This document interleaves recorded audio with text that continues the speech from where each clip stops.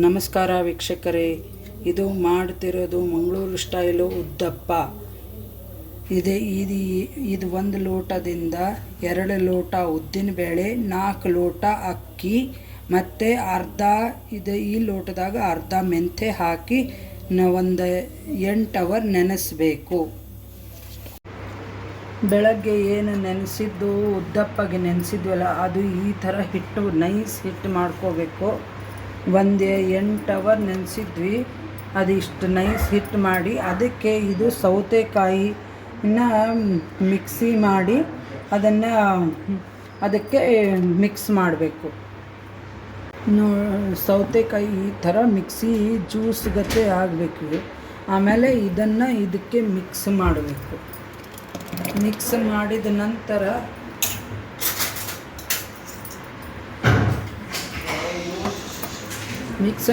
ಮಾಡಿದ ನಂತರ ಅದರದ್ದು ಕಲರೇ ಚೇಂಜ್ ಆಗಿಬಿಡುತ್ತೆ ನೋಡಿ.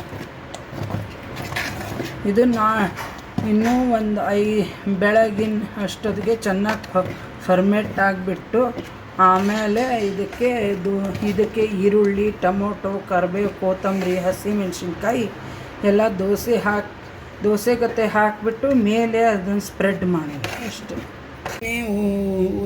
2 ಲೋಟ ಉದ್ದಿನಬೇಳೆ, 4 ಲೋಟ ಏನು ಅಕ್ಕಿ ನೆನೆಸಿದ್ವಲ್ಲ ಉದ್ದಪ್ಪಗೆ, ಅದರಲ್ಲೇ ಸೌತೆಕಾಯಿ ಹಾಕಿದ್ದಕ್ಕೆ ಈ ಕಲರ್ ಬರುತ್ತೆ. ನೆನೆಸಿ ಮಿಕ್ಸಿ ಮಾಡಬೇಕು.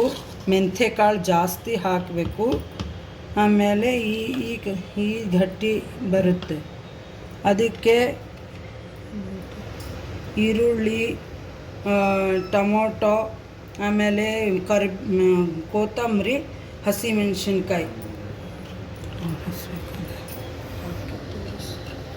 ಉಪ್ಪು, ಸೋಡಾ ಪುಡಿ ಆಲ್ರೆಡಿ ಹಾಕೇನು ನಾನು.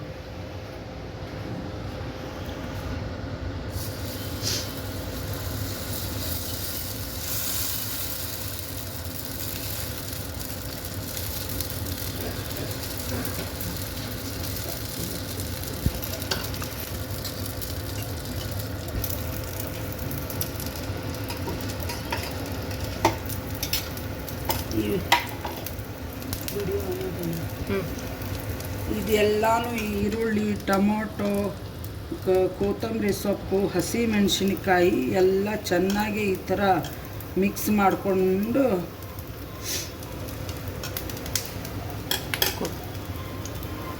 ಅದರಲ್ಲಿ ಮೇಲೆ ಸ್ಪ್ರೆಡ್ ಮಾಡಿ ಒಂದು ಸ್ವಲ್ಪ ಎಣ್ಣೆ ಹಾಕಬೇಕು.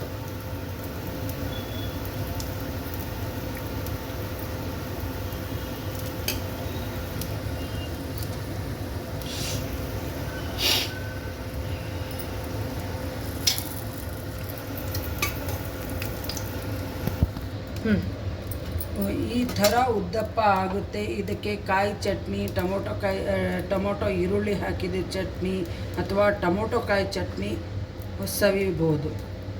Thank you.